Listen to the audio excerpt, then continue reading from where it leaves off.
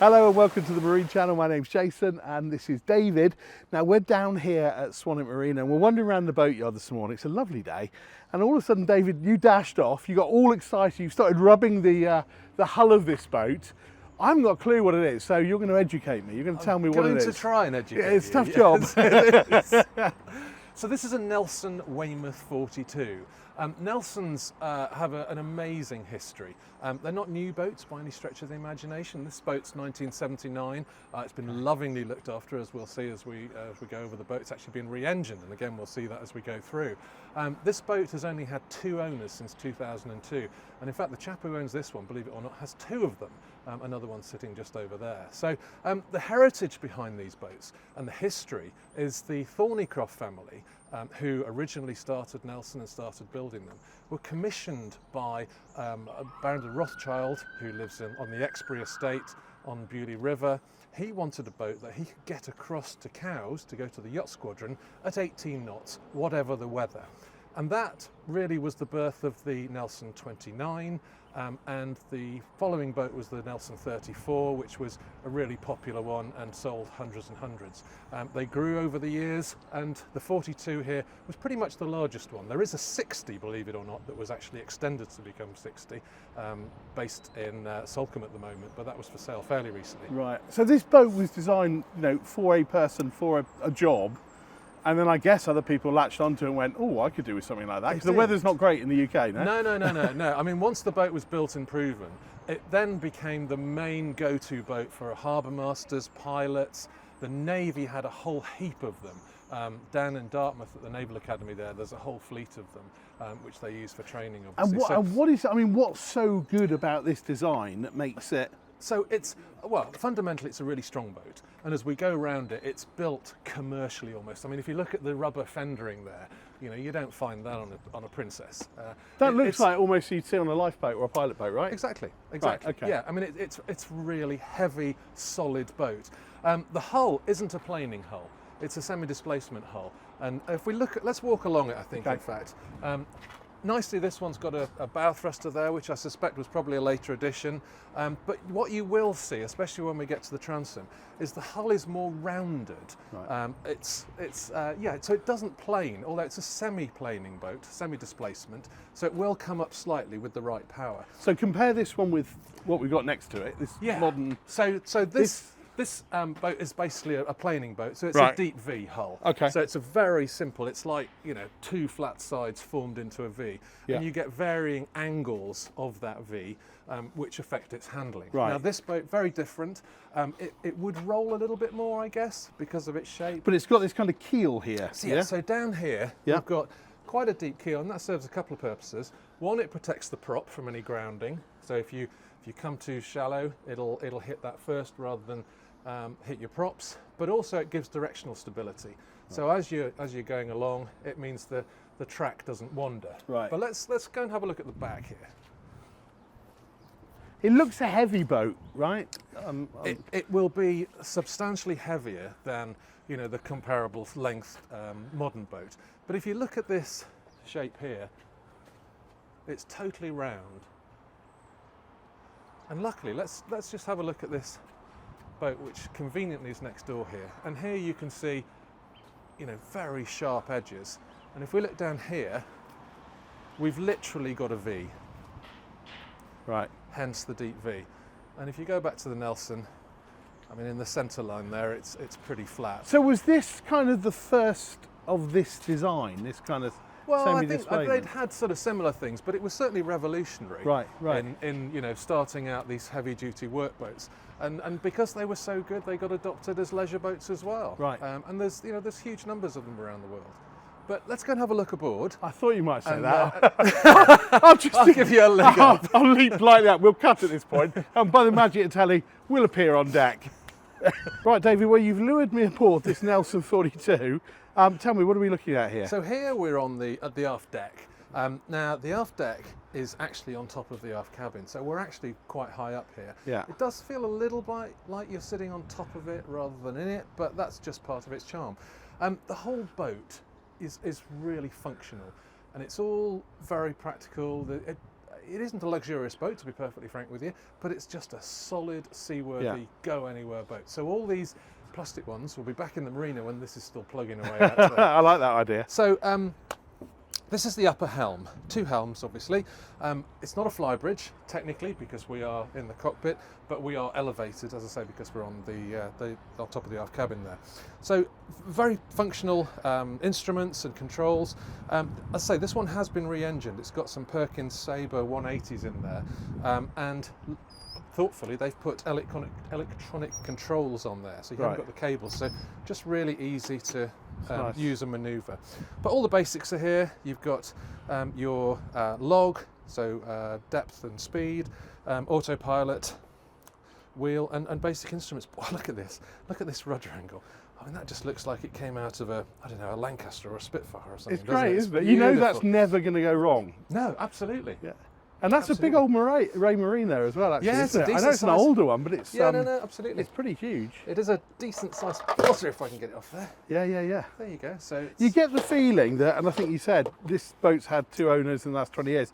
Whoever's owned it has really loved it and sort of done the upgrades that you'd want on a boat like this. And they probably do a lot of work themselves. It goes with that type of owner, I guess. Yeah. I should confess, I've got a blue semi-displacement boat myself, so that's kind of why it appeals. I knew that's why you got kind of excited and dashed over here. You're missing your own boat, aren't you? Exactly. Quite a nice place to sit out though, isn't it? It is. Mean, you've got these lockers here. Yeah, absolutely. You've got these 2 lockers which double up as benches. Yeah. You've got another seat here which effectively gives you some headroom inside when you're going into that aft cabin, but also great view if you need it as well. So multi-purpose, but as I say, just really practical.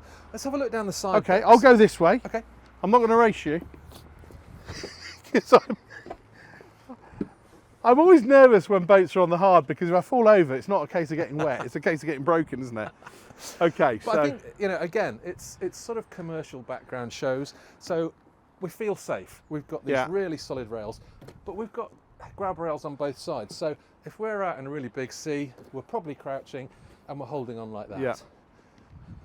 So bow, a very practical, serviceable bow, all chunky stuff. This is really solid. Yeah. We've got our anchor winch under there, some serious cleats, and everything is just practical. Nice non-slip deck.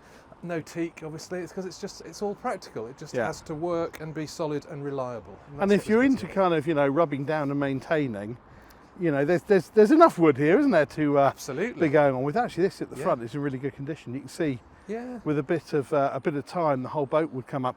The screens here as well, just kind of like you said, they look very commercial boatish, don't they? Definitely.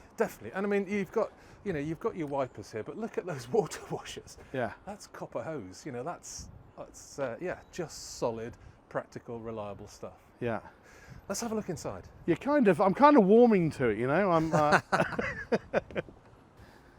Now, boats these days, it's all about internal volume, which means they're very wide and very high. This is the opposite. So this boat is purely built around seakeeping. So the downsides, I suppose, is that the boat is very narrow, as you will see as we go through the accommodation. But it's just an amazing place to be. It's kind of like being in an old drawing room. It's all wood. There's plenty of seating up here in the saloon, so it is very sociable. You've got a great view out of the windows. It's just a very purposeful, solid place to be. I love the smell in here as well. And I mean that in a nice way. It smells all the kind of wood and the carpets.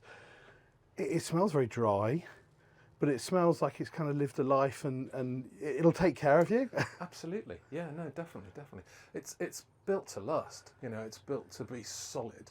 The maintenance is varnish. It's not replacing vinyl linings and all that kind of stuff. So. And let's remind ourselves, I guess, 1979. If you look at brands like Princess and Sunseeker and that, they were kind of making 30-foot boats. Yeah. This was a 42-foot. This must have been quite the thing, if you had this back in 79. Absolutely, this was a big boat in its day. And you're right, Princess at the time, I think, when did the Princess 45 come in? And Mr. King, who owned Princess at the time, said that would probably be the biggest boat he ever built. He was wrong, but this is 42. It's a similar sort of size. Yeah. So for its time, huge boat. And we've got a lower helm here, so just talk us through what we've got. A lower helm here, and again, a very purposeful, solid helm seat. And again, all the sort of basic instruments, and you know, you just know they're going to last, and you know they're going to work. You've got your basics for your tank, so fuel and water. You've got your engine monitors there, your engine instruments. We've got the bow thruster, nice VHF, electronic controls again. Really nice compass actually, ship's heading compass, and you've got that amazing rudder angle again, which is great. And you can see as well, just these little notes from the current owner or previous owner. Yeah. Everything's sort of labelled, and you've got the SLC bill, Lime Regis. Yeah, it's been loved, and it knows what it's doing, doesn't it? It's like a classic car. You know, it's analog, it's basic. But I mean, look at that horn.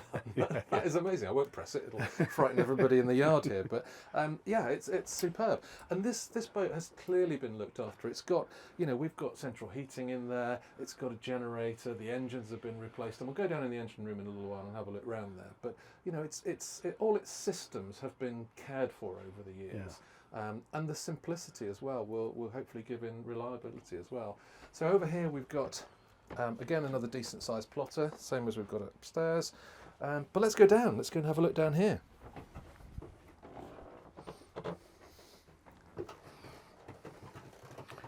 So this is a surprisingly generous area, isn't it? So it is, and I suppose in many ways it feels like a sailing boat down here. Yeah. And again, back in the day we didn't have big Sunseeker Princesses, Fairlines, all that, who'd sort of, you know, really transformed the interior of boats. They harked back to sailing boats, and you know, this wouldn't be much different to a similar sized sailing boat. I'm impressed with the light as well. These windows down the side here, it doesn't feel claustrophobic. This seating area, this dinette. Yeah. You'll sit 4 or 5 comfortably. Yeah, absolutely. Yeah, so easily 4 or 5, and it would even be brighter. We've got a hatch up here which has got a cover over it at the moment, so we're missing some light as well. So yeah, I mean, a really cosy place to be. And again, if you're in a sea, if you happen to be going, you feel kind of wedged in here. You feel tucked in, so you feel safe. And the galley is a really nice area. So we've got, you know, a large sink and drainer, and we can pop those on if we need more workspace. But you know, decent sized sink under here, 3-burner gas hob. We've got an oven down here. Yeah. Fridge over here. We've got a freestanding microwave. Again, it's, you know, look at these, just really traditional storage. Well, it works, doesn't it? I guess that's the point, isn't it? Why change something if it doesn't need to be changed? Absolutely. And we can still keep going forward. We can keep going. 42 feet. Absolutely. And again, we've got this sort of mid-section heads, which again, very reminiscent of a sailing boat, where you walk through the bathroom to get to the forepeak. Right. There is a shower, believe it or not. Flop that back and there's a grid down here and you've got a handheld shower. But, you know, decent sized sink. Yeah. Old-fashioned manual loo there. But again, nice and bright. You've got windows both sides. And I guess this is your day heads, isn't it? So it is, absolutely. At night, this would be closed off and it would become the forward cabin. So. Yeah, it's a double ensuite if you like. Absolutely, yes. Let me come out there. You just stick the camera in there. Okay. Because here we've got a V berth, which originally would have just been 2 singles. But what you can see, they've put on there a couple of wood strips, and that V-shaped cushion there has got a solid base, and it just sits on there, so it makes up to be a huge double, which is really cosy. Yeah, that is. Yeah, that's big. That's actually big. It is. And standing headroom as well. Yeah.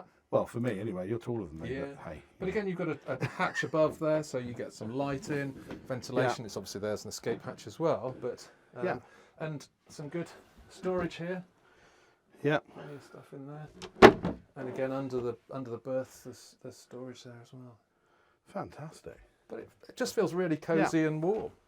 You don't get this on a lifeboat, do you? You don't. No, you don't. No, it's a little bit more basic. Okay. But what this boat does have, which a lot of modern boats don't, is an aft cabin. Right, so that's the logic for having that kind of raised rear deck. So this is why we were so high up when we were up on the cockpit there. But it's full beam, so you get the maximum width of the boat, and it's actually a really large room. Plenty of room to stand around and get dressed. 2 decent sized berths here. You've got a dressing table, mirror, lighting. I mean, back in the day, this was very sophisticated. Yeah. This was very luxurious. And I love look at these drawers. So no fancy catches. You lift them and pull them out, which is great. Fantastic. Absolutely great. I mean, I've got a 40-foot boat. I haven't got a cabin like this on it. No, I mean, aft cabin boats give you the space. Again, I've got an aft cabin boat. And the beauty as well is if you are on anchor or on mooring, you haven't got the chain rattling around either. Right. So it's quieter as well, which is great. Let me just swap places with you. Okay.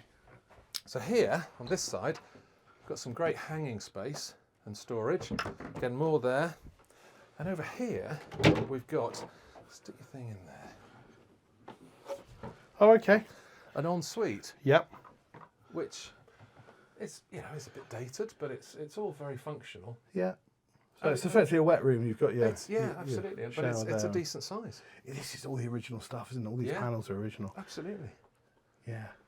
But that shows the kind of quality, doesn't it? We're looking at something that's, 40 plus years old. Yeah.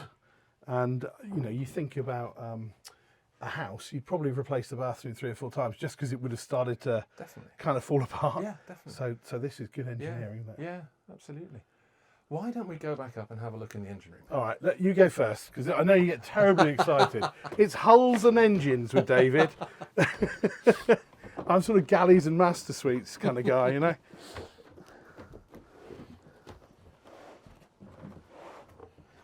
So that's another nice touch, isn't it? If you are doing maintenance, you're inside.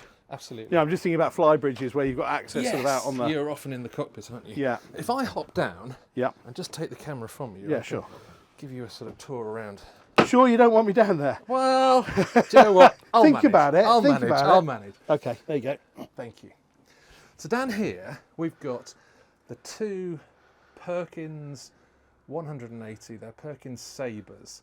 So they're Perkin engines that were worked on and distributed by Sabre Power over in Wimborne. It looks a very tidy installation. It is a tidy installation, absolutely, yeah. I mean, you've got the bearers there, all very solid and just very practical again. Now I'm hoping that the camera will adjust to the light. Yeah, it will. So all very functional. If I come around here, we've got the calorifier there, which is a really nice one, insulated. Got the battery charger there. Here we've got the generator, HFL generator, which is what I've got. That's got a Mitsubishi engine in it. Got all your fuel filters here. Over there, I think it's Webasto, not Eberspecker. Heating. And just thinking, David, running a boat like this, cruising speed. Well, it's not fast. You probably cruise at 16, 17, something like that. Or it'll have 2 speeds probably. It'll have a faster speed and a slower speed. So you might either go at 16, 17, or you might decide to go at 10. Right. And it'd be even more fuel economical. So I mean, but the thing about this is the weather doesn't stop you. Yeah. It just keeps going. Keeps going. So all those planing boats trying to get to the same place as you, they won't be there faster than you in a tortoise and hare kind of scenario. Absolutely, yeah. Well, listen, I was dismissive when we started off, David. I thought you'd gone mad when you ran over here and went, wow, look at this. But I'm really genuinely impressed, and I've learnt a lot as well. So thank you. No, not at all. Thank you. But I think I just think it's a really solid, practical boat. It will look after you, and it's a lovely, warm, cosy place to be in here. Yeah. So just a tremendous boat. We do need to say thanks to the guys at Clipper Marine for allowing us access to this. They've got this on at brokerage at the moment. Yeah. But yeah, a lovely experience. So thanks for watching. Hope you enjoyed it. Something a bit different. If you did enjoy it, please hit that subscribe button down there, and we can let you know about anything that comes up in the future. Thanks very much. See you again. Cheerio. Bye.